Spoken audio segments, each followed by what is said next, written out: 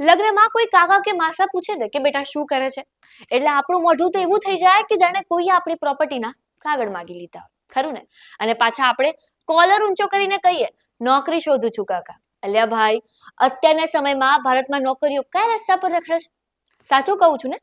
અને આ બેરોજગારી માટે સરકાર કે સિસ્ટમનો વાંક નથી, ક્યાંક ને ક્યાંક વાંક આપણો પોતાનો છે.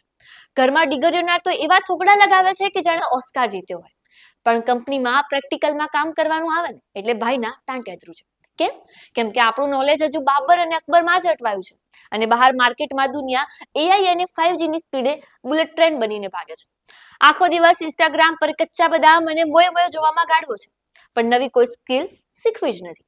અને પાછું પહેલી જ નોકરીમાં 50,000 પગાર અને એસી વાળી ઓફિસ જોઈએ છે. બોલો ભાઈ, કમ્ફર્ટ ઝોનમાંથી બહાર નીકળો. સોફા પર પડ્યા પડ્યા માત્ર સપના જ જોવાય, સાકાર ન થાય. અને ઇન્ટરવ્યુમાં અંગ્રેજીમાં એચઆર ખાલી 2 સવાલ પૂછી લે ને તો આપણું સોફ્ટવેર ત્યાં જ એન્ડ થઈ જાય. અને મનમાં તો આપણે એલોન મસ્કને પણ પાછળ પાડી દઈએ છીએ, પણ એક્શન લેવાની વાત આવે ત્યારે દાંડા ઠૂસ.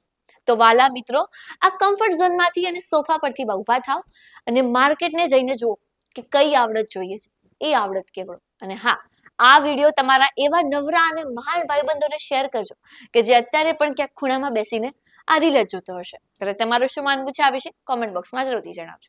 આપના પોતાના પ્લેટફોર્મ લલકારને લાઈક કરો, ફોલો કરો, સબસ્ક્રાઇબ કરો અને શેર કરો.